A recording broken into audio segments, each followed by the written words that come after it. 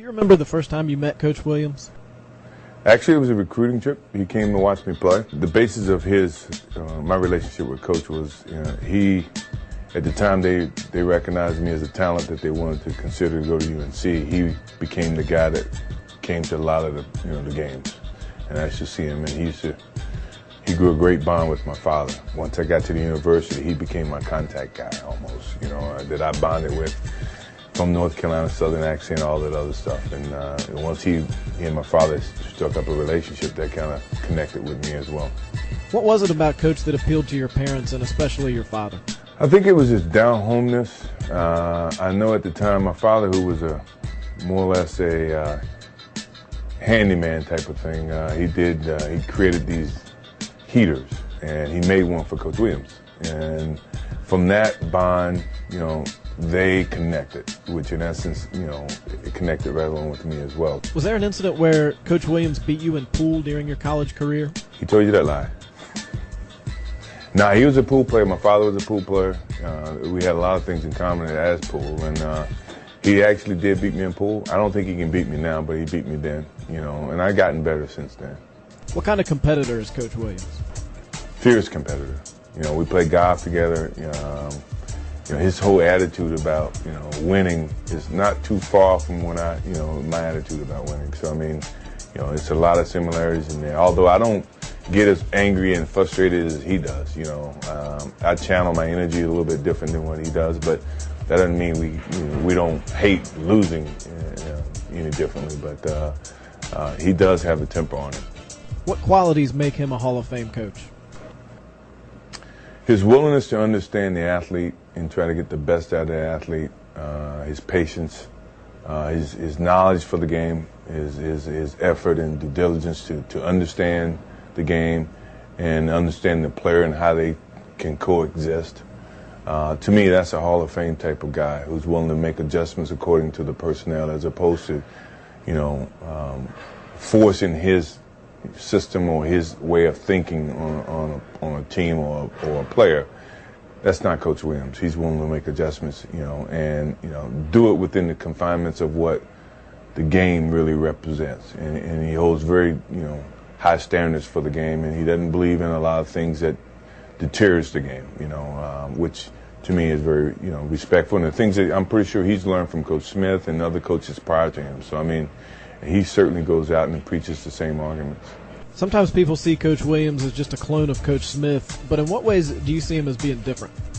Nah, he's a little bit different, The knowledgeable aspect of it is very similar. He learned a lot from Coach Smith. I think he utilizes a lot of the same instructional, things, but his temperament is a little bit different. I think he's a little bit more forgiving to personality of the players than Coach Smith. His persona is not quite as magnified as Coach Smith's persona was at the time, at least when I came through.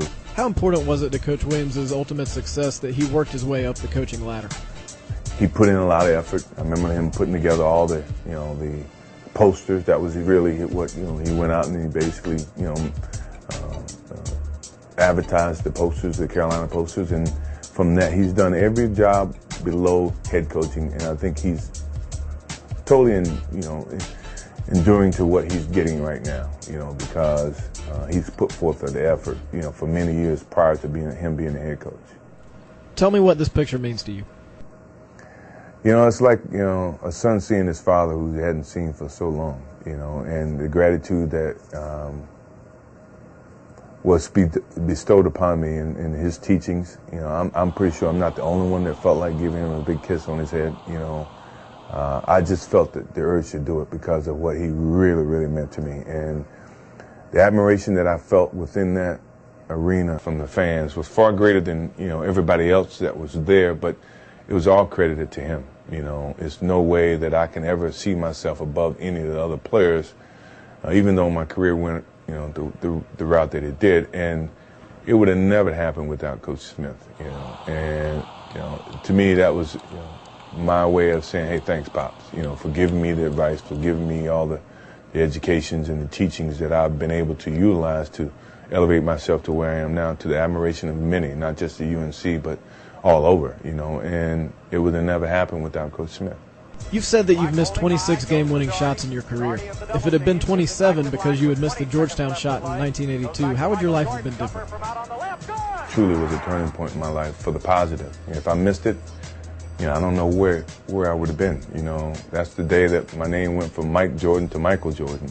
And if it would have remained at Mike Jordan, I don't know where I would have been. What did your college experience at Carolina mean to you?